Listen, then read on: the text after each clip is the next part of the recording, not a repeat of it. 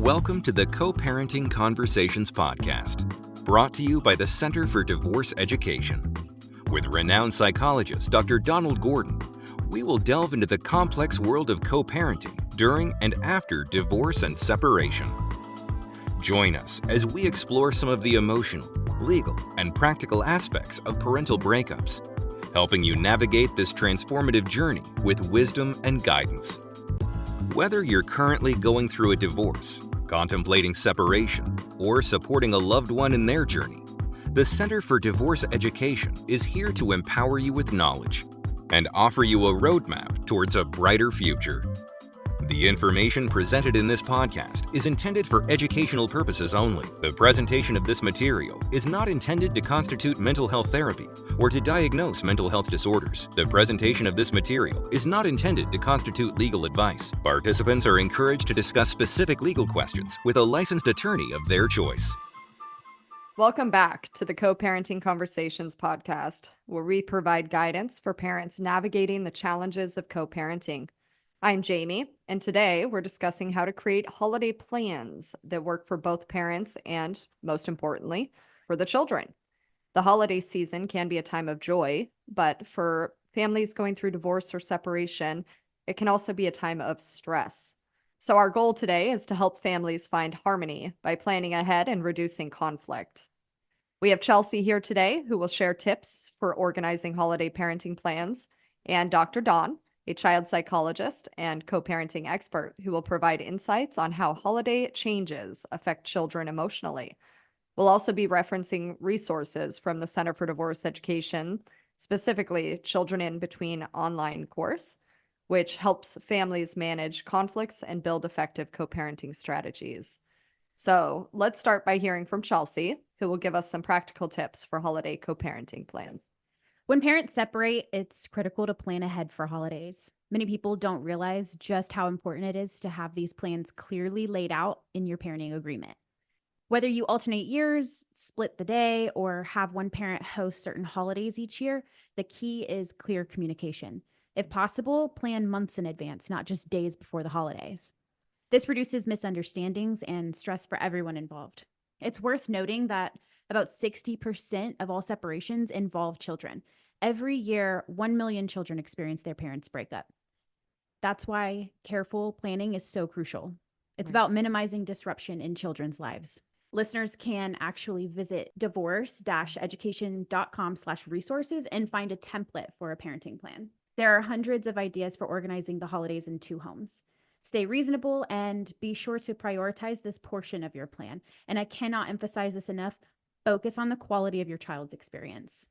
Jamie, you have some experience with co-parenting during the holidays. What has that been like for you? The first couple of holiday seasons were really tough. My ex and I weren't always on the same page, so that did make things stressful for everyone, and especially our kid. We eventually did realize that what mattered most was giving our son a stable and happy holiday experience, even if that meant splitting time or alternating years sometimes. So I do remember the turning point for us was actually when we started to use some of the communication techniques from our Children in Between course, which we both took. So we did learn to communicate calmly and avoid putting our kid in the middle. And holidays are not about winning all the time, but about creating joyful memories for our children. And that's important because the reality is that nearly 50% of all marriages end in divorce, and the impact of that is huge, especially during special times like the holidays. So what we've found works best is flexibility. Even if the schedule says one thing, being willing to adjust for the children's sake can make all the difference.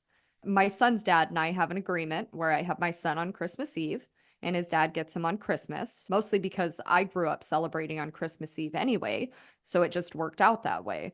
But there have been a couple of years where we switched because his family was in town or something had changed, and we would rather our son get to enjoy that time as much as possible instead of arguing over who should have the holiday and ruining that time for everyone.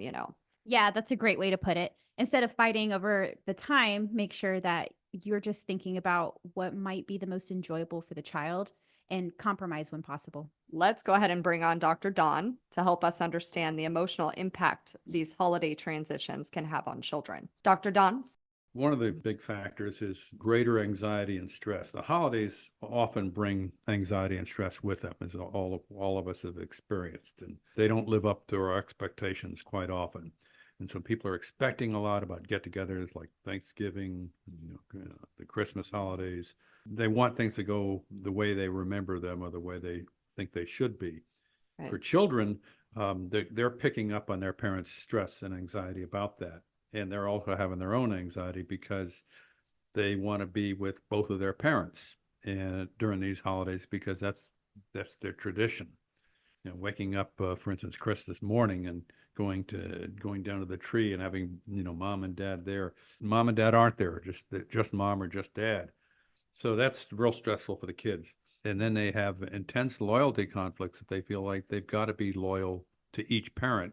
And the parents can unintentionally make that worse by criticizing the other parent and or using the child to carry messages because they don't want to talk to the other parent. Those loyalty conflicts can be greater because they can't be with both of their parents on these holidays. Their emotions are stronger and their feeling of sadness is stronger because they're missing one of their parents. If mom and dad have different traditions at Christmas time, now that they're split, then they have to adjust to these different traditions. Quite often, the divorced parent is trying to start new traditions because the family has changed. And they're also often feel like they're missing out by not being with the other parent and their relatives when they're getting together. For young children to say, well, you weren't with dad this Christmas, but next Christmas you will be, that's a long time away. That's Right. like an eternity for a young child. So that's not terribly reassuring. So what do you do about that? It helps to try to create predictable routines to let the child know what's going to be expected and what's going to happen to reduce their anxiety and try to stick to those routines. It's really important to reassure them and to have open communication with them and check in with them about how they're feeling. Instead of if the child's reporting feeling sad or angry or confused, instead of trying to talk them out of those emotions, instead validate them. Repeat what you heard them say. Let them know that it's okay to be having these feelings and that it's normal, and the parent can even share when they've had similar feelings so the child knows that it's normal to have the feelings.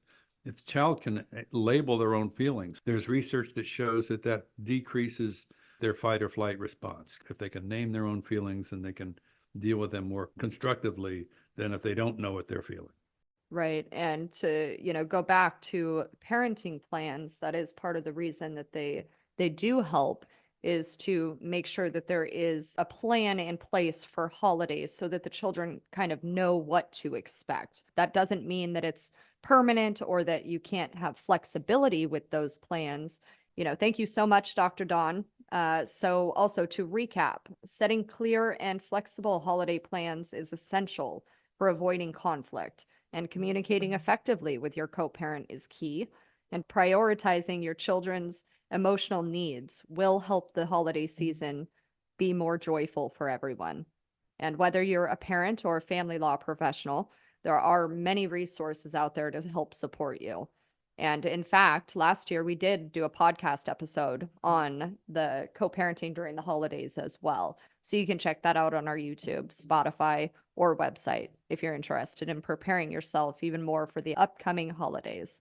Thanks for joining us today, and we hope you have a peaceful and happy holiday season.